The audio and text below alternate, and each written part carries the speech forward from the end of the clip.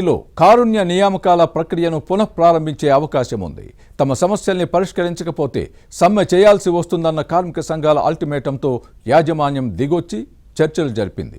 ఈ క్రమంలోనే మెడికల్ బోర్డును త్వరలో పునరుద్ధరించే అవకాశం ఉందన్న ప్రచారము జరుగుతోంది.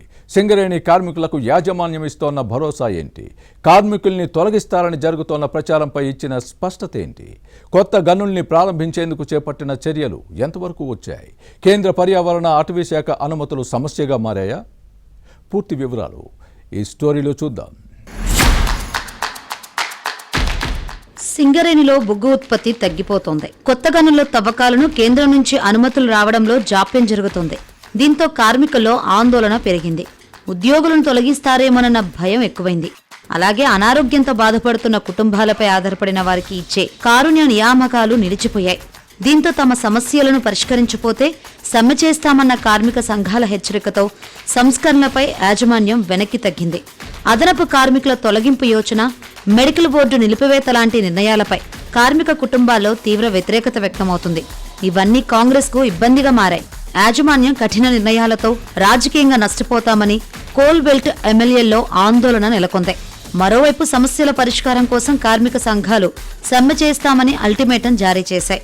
దీంతో యాజమాన్యం దిగిరావాల్సిన పరిస్థితి ఏర్పడింది. అనారోగ్యం బారిన పడిన కార్మిక కుటుంబాలపై ఆధారపడిన వారికి కారుణ్య నియామకాల ద్వారా సంస్థల్లో ఉద్యోగ అవకాశాలు కల్పిస్తోంది. కారణాలు ఏవైనా కొన్నాళ్లుగా ఈ ప్రక్రియ నిలిచిపోయింది. దీంతో చాలా కుటుంబాలు మెడికల్ బోర్డు కోసం ఎదురుచూస్తున్నాయి. కానీ యాజమాన్యం లెక్కల ప్రకారం సంస్థలో 7,000 మంది కార్మికులు అదనంగా ఉన్నారు. ఈ క్రమంలో మెడికల్ అన్ఫిట్ ఫార్మాలిటీస్ పూర్తి చేసుకున్న కార్మిక కుటుంబాలపై ఆధారపడిన వారికి ఉద్యోగాలు కల్పించలేదు. దీంతో భవిష్యత్తులో కొత్త ఉద్యోగాలు కష్టమనే సంకేతాలు వెలువడ్డాయి.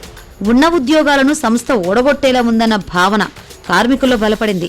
ఇది యాజమాన్యంతో పాటు ప్రభుత్వంపై వ్యతిరేకతకు దారితీస్తుంది.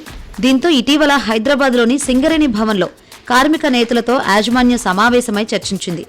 మెడికల్ బోర్డు పునరుద్ధరణతో పాటు కొత్త గనులను ప్రారంభించడం ద్వారా ఉద్యోగ ఉపాధి అవకాశాలు కొనసాగిస్తామని ప్రకటించింది.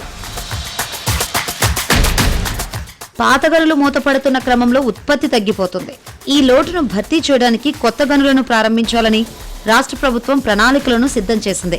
కొత్తగూడెం, రామగుండం, భూపాలపల్లి, మంచిర్యాల ప్రాంతాల్లో ఉపరితలంతో పాటు భూగర్భ గనులకు కేంద్రం నుంచి పర్యావరణ అటవీ శాఖ అనుమతుల కోసం ప్రయత్నిస్తోంది.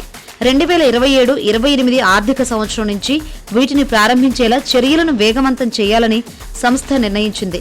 కొత్తగూడెం ప్రాంతంలోని వీకే బొగ్గు గనుల్లో 190 మిలియన్ టన్నులు, జేకే ఉపరితల గనుల్లో 20 మిలియన్ టన్నుల బొగ్గు నిల్వలు ఉన్నట్లు గుర్తించింది. రామగుండం ఉపరితల గనుల విస్తరణలో 180 మిలియన్ టన్నుల కోలుందని తేలింది. బెల్లంపల్లిలోని గోలేటి ఉపరితల గనుల్లో 39 మిలియన్ టన్నులు, ఎంవీకే ఉపరితల ప్రాజెక్టులో 30 మిలియన్ టన్నుల బొగ్గు ఉంది. మనుగూరు ఓపెన్ కాస్ట్ గనుల్లో 40 మిలియన్ టన్నులు, ఇదే ప్రాంతంలోకి కొండాపూర్లో 62 మిలియన్ టన్నుల కోలున్నట్లు బయటపడింది. అలాగే మద్దమరి ఆర్కేపీ ఉపరితల గనుల్లో 34 మిలియన్ టన్నులు బొగ్గు ఉంది. వీటిలో వీకే బ్లాక్ లో బొగ్గు తవ్వకాలను అవసరమైన అన్ని అనుమతులు రావడంతో త్వరలోనే ప్రారంభించే అవకాశం ఉంది. కొత్త గనుల్లో బొగ్గు తవ్వకాలను చేపట్టనున్న తరుణంలో కార్మికుల తొలగింపు ఉండదని యాజమాన్యం భరోసా కల్పిస్తుంది. అనవసర భయాలతో ఆందోళన చేయొద్దని అభయమిస్తోంది. మరోవైపు సింగరేణిని ఆర్థికంగా బలోపేతం చేయాలన్న డిమాండ్ వస్తుంది.